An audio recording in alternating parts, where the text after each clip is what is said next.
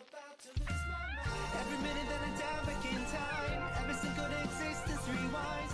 Something's secretive hidden inside your eyes. One day, when I was browsing around the internet searching for a new anime to watch during my lunch break, a thumbnail caught my attention. At first I thought, oh, this art style looks like it could be a BL story. Let me check it out. And then I looked closer at it and realized, hey, isn't that Inflick's art? For those of you who don't know, Inflick is an artist with over 500,000 followers on Instagram and Twitter combined. I've been following them for a long time and have enjoyed looking at their art style ever since I stumbled upon them years ago. So naturally, it was easy for me to recognize their art when I looked at the poster.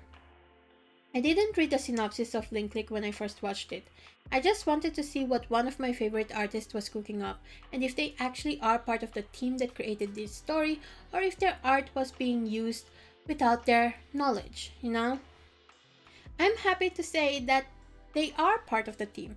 They are actually the character designer of Link Click. The creator of Link Click is a man called Li Haoling. I can't find any sources where his name is written in pinyin, so I don't know if I'm pronouncing it right. Li Haoling is also the director of another popular donghua that you might know if you're in the BL sphere. That's right, he directed Tianguan Shifu, also known as Heaven Official's Blessing. So, was it really any surprise when my Fujo senses tingled every time I saw our protagonist Cheng Xiaoshi and Lu Guang in the same scene? Also, I am so sorry for my Chinese pronunciations. I'm trying my best to mimic how the characters say their names in the show. As you might have guessed from the names I'm saying, these are not Japanese names, but rather Chinese. Link Click is not an anime, it's a donghua. A donghua is what Chinese animations are called. Link Click is called Shiguang Daili Ren in Chinese, but I'm just going to call it Link Click because it's easier for me to pronounce. Link Click isn't the first donghua I've watched. I can actually thank Modo Sushi for taking my first for that. But that's enough of my ranting, and let me tell you what it's all about. Just a warning, there will be major spoilers for Season 1 at the end, so be warned. Link Click is a story about two guys called Cheng Xiaoshi and Lu Guang who have the power to travel through time by using photos. While Cheng Xiaoshi can travel through time, Lu Guang acts more like his guide so that he doesn't mess up anything while he's running around as the photographer and solving requests from their clients. That's right, Cheng Xiaoshi is a body snatcher, but only for 12 hours. Cheng Xiaoshi was abandoned by his parents at a young age for reasons unknown.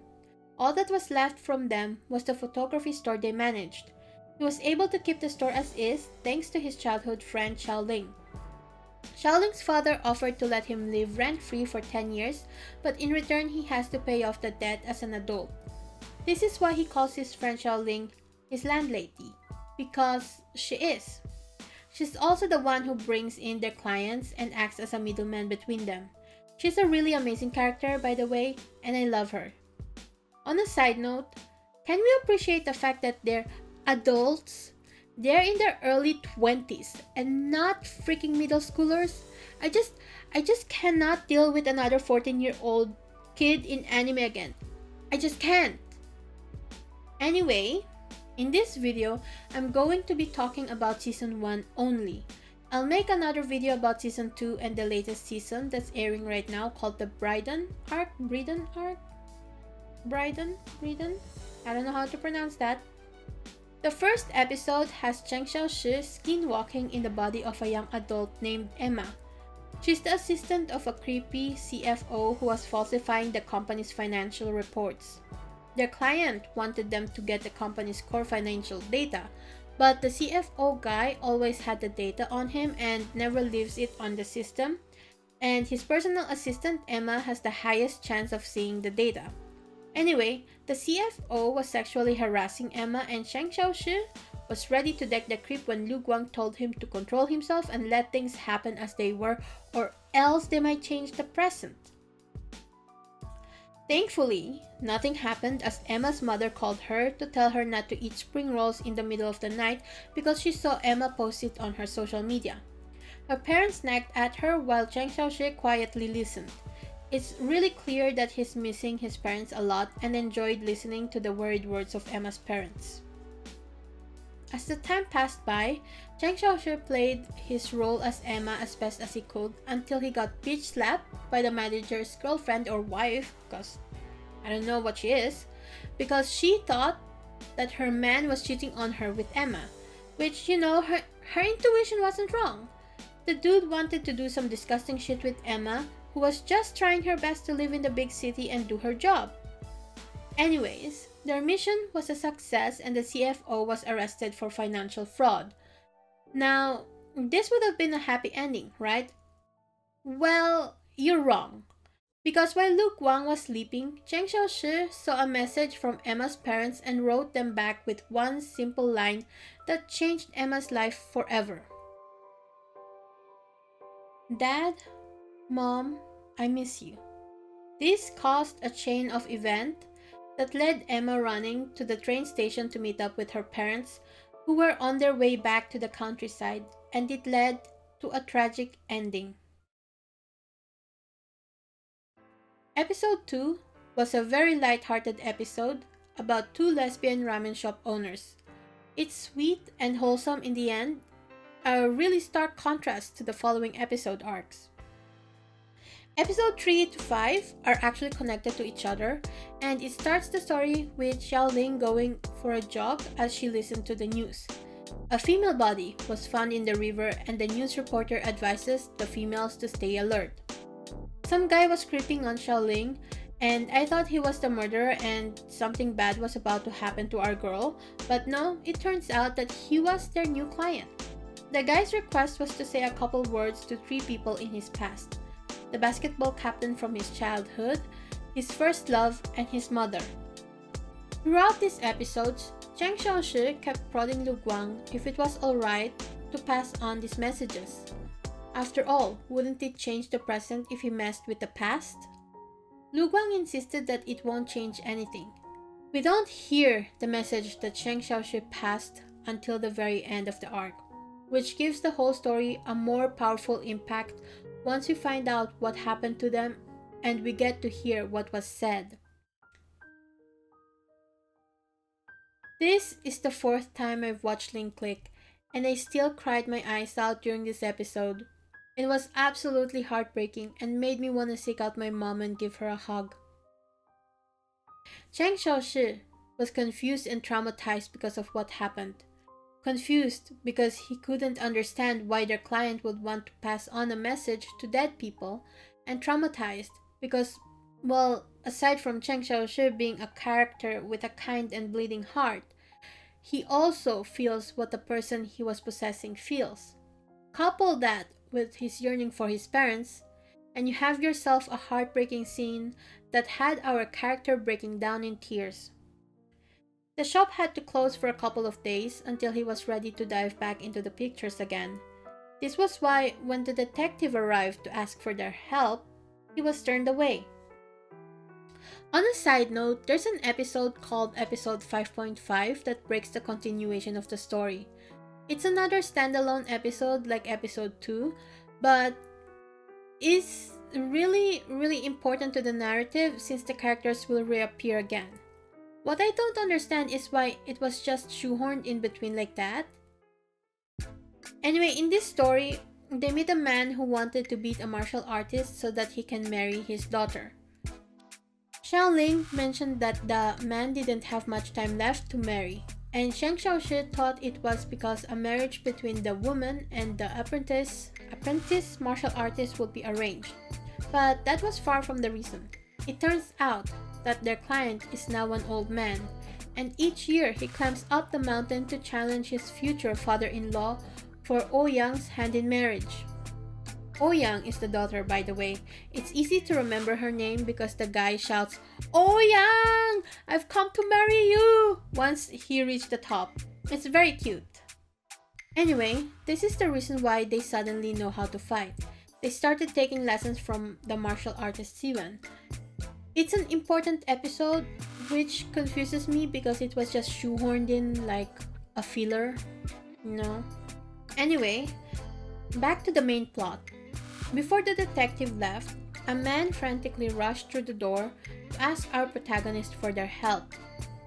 He was a father who wanted them to find clues about his kidnapped son.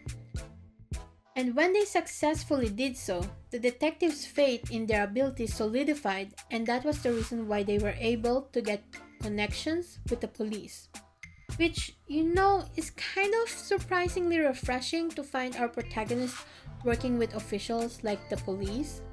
Because if you think about it, they're all a bunch of young adults.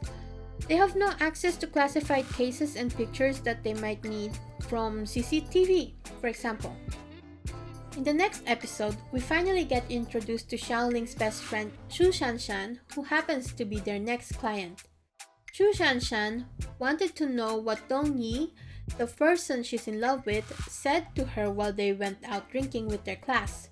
She was drunk as all hell and didn't hear what he said, and she didn't want to ask him to repeat himself in fear that it might hurt his feelings. After all, what if he said something important and she just ran away to hunt a creep, vomit on the sidewalk, disgusting said creep with the smell of her vomit, that he covered his mouth with a cloth doused in chloroform, which then knocked him out, and this chain of events in turn turned her into a local hero. This is basically what happened when Cheng Xiaoxi skinwalked as her. Her picture was publicized by the news, and it triggered the murderer. Now, there was a target on her back, and all she wanted was to know what Dong Yi said to her. Xu Shanshan was kidnapped by the murderer, and to save her, Cheng Xiaoxi dived into a CCTV picture of the suspect.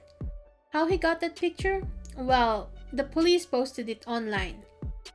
One thing I forgot to mention about Cheng Xiaoxi's power is that if he dived into a picture that was captured by a machine, his whole body gets transported into that place. And the trigger for his power to activate is to high five. Usually, when he high fives Lu Guang, they become telepathically connected, and Lu Guang will be able to guide him because he can see 12 hours into the future of the photos. But because Cheng Xiaoxi did this without Lu Guang, he's now all on his own. Cheng Xiaoxi got in the trunk of the murderer's car and listened to the conversation happening. This is when he found out that the victim sitting in the back seat was none other than Emma, the girl who he skinwalked as in the first episode. We also find out that Emma was their client who wanted to bring the financial fraud the CFO was causing to light.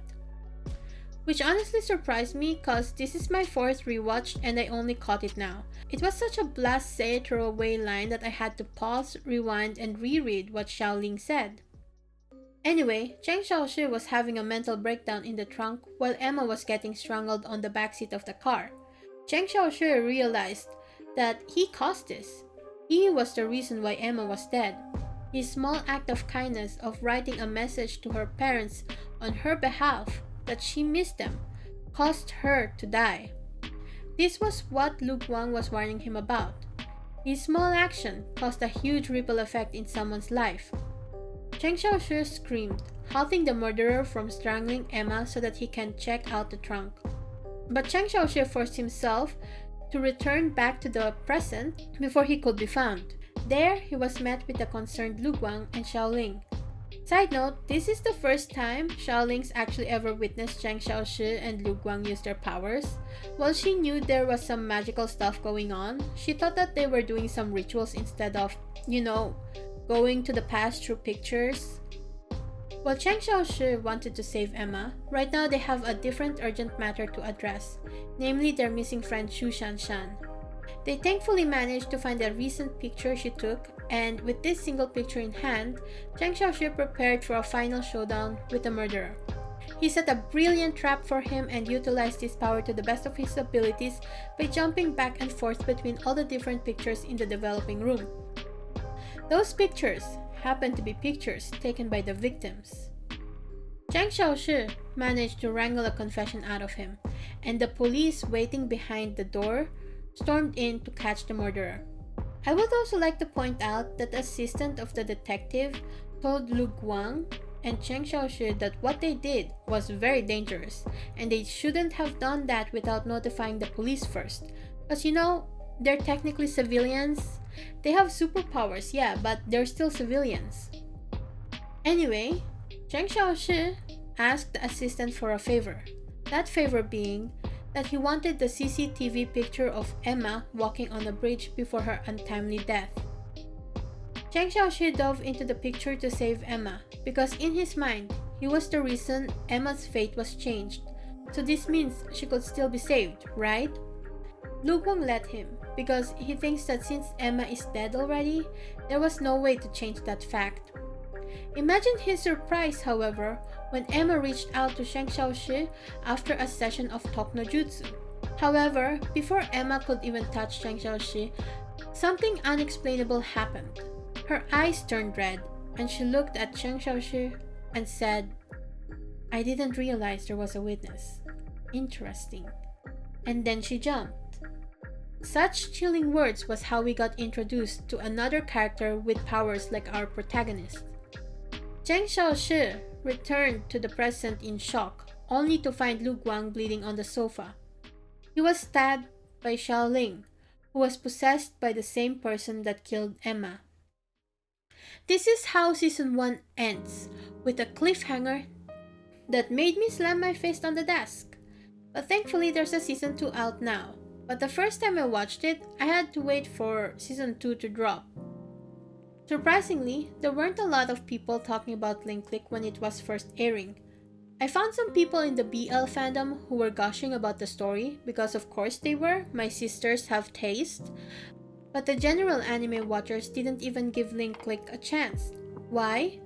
It was simple, because it was voiced in Chinese.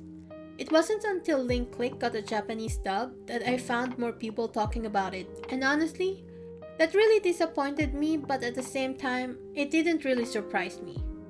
Since this is my first ever anime review, I wanted to give it to a story that was very dear to my heart. Because I'm an artist, I tend to look at some animations with a critical and analytical lens so that I can get better at my craft. I too would like to be able to tell a story that would make people laugh and cry. Even though this is my fourth rewatch of Link Click, I couldn't say if the animation got worse as the time went on, because the story still gripped me even though I knew what was going to happen. Thanks to Inflix's vision, the character design are very unique and really stands out from the countless isekai trash that's being churned out by the season. I truly miss when most animes have a unique look to them, an art style all on their own. You wouldn't confuse Hunter x Hunter with One Piece, nor would you confuse the art style of Black Butler with Tigreman or Pandora Hearts. Aside from the amazing character design, I was also very impressed with the background art of Link Click. While most animes will try to make their backgrounds look as polished and realistic as possible, Link Click made their backgrounds look painted.